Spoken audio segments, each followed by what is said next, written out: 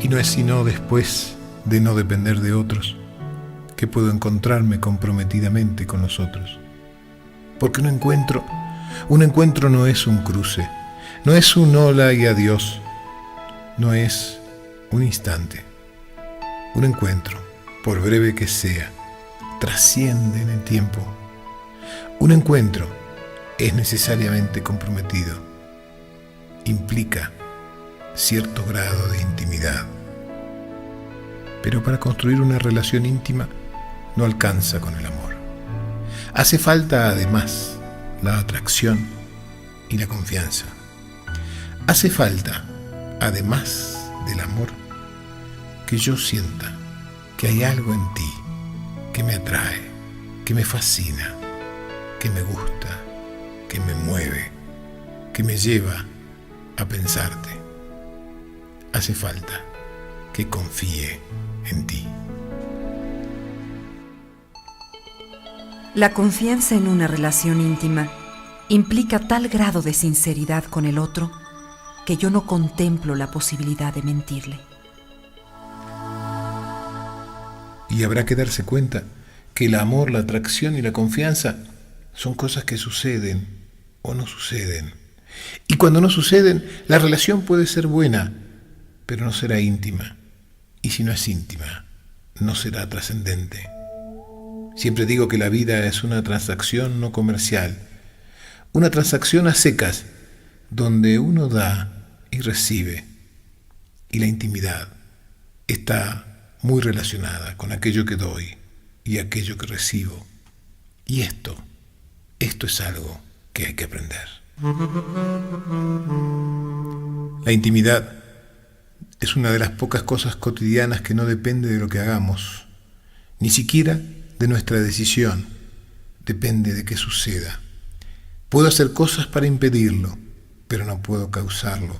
Puedo hacer cosas para impedirme a mí mismo amarte, pero no puedo hacerlo por decisión. No puedo confiar por decisión, no puedo sentirme atraído por decisión, ni por gratitud, ni por historia. Es simplemente algo que sucede o no sucede, algo que permanece o ha dejado de pasar. El amor es una llama que consume, y consume porque es fuego, un fuego eterno, mientras dure. Vinicius de Moraes. Y de nada sirve querer permanecer en el tiempo con lo que ya no está. Y de nada sirve creer que el sacrificio puede hacer que dure más allá de su tiempo. Si me sacrifico, me mutilo, si cancelo mi vida por ti, podré conseguir tu lástima, tu desprecio, tu consideración, quizás tu gratitud, pero jamás podré conseguir que me quieras, porque eso ni siquiera depende de ti. Dice Osho en el libro de la nada: eres el camino y eres la meta. No hay distancia entre tú y la meta. Eres el buscador y eres lo buscado. No hay distancia entre la búsqueda y lo encontrado. Eres el adorador y eres lo adorado. Eres el discípulo y eres el maestro. Eres los medios y eres el fin. Este es el gran camino. Y habrá que aprender que en este camino somos nuestros propios maestros. Nadie puede decirte cómo armar tu mejor relación.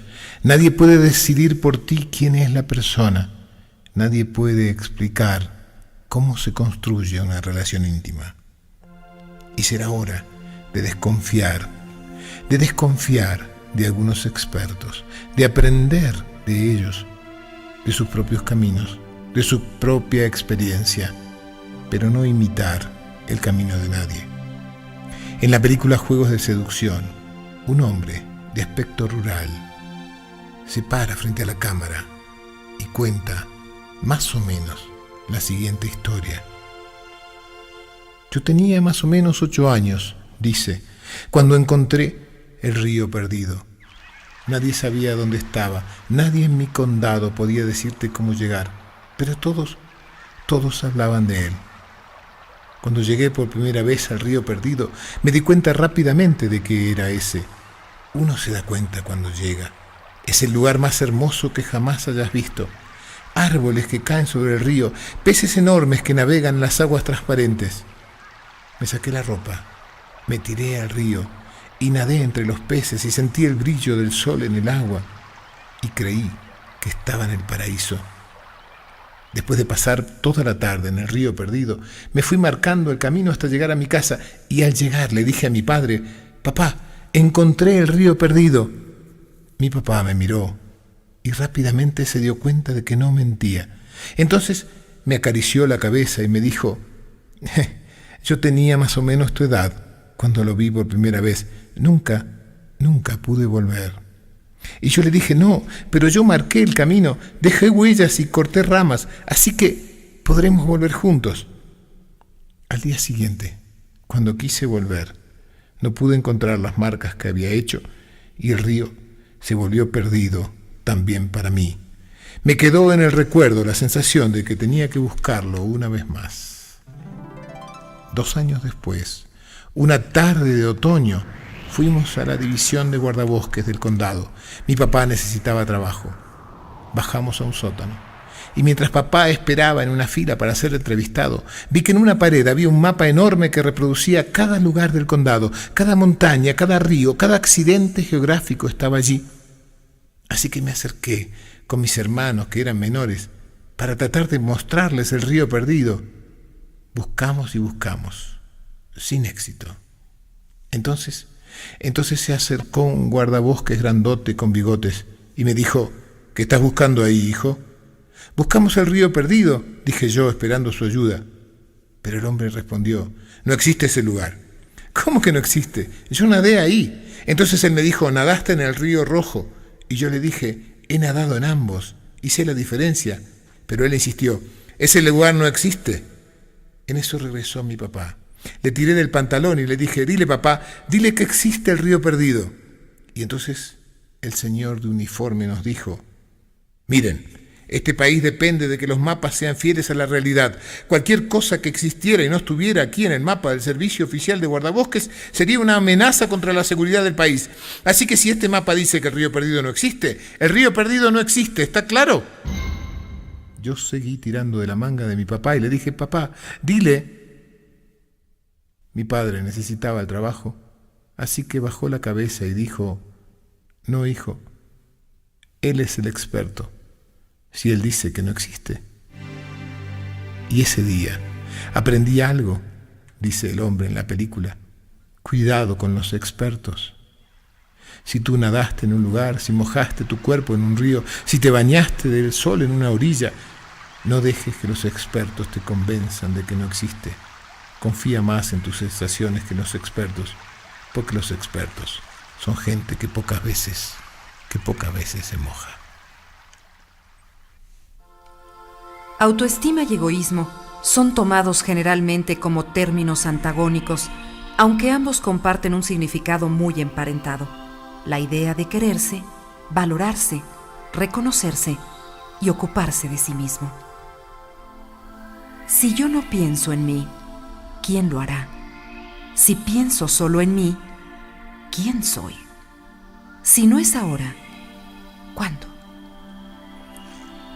Estas 3 preguntas, que tienen algunos miles de años y que están en el Talmud y que han sido repetidos por generaciones y generaciones, han sido algunas veces olvidadas. Porque cuando hablamos de encuentro y de compromiso, hace falta, una vez más, empezar por el encuentro con uno mismo.